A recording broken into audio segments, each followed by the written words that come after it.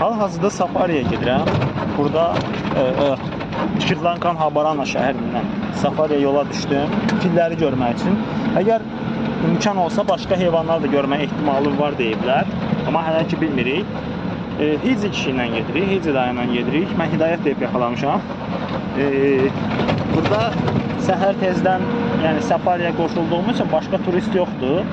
Çox adam günorta gəlir, axşam qayıdır və yaxud da axşam tərəfi gəlir, 2-3 saat keçmiş qayıdırlar.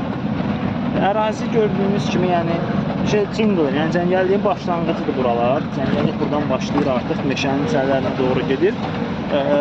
Savanna və tropik meşələrin qarışığından bir iqlimi var bu hissənin.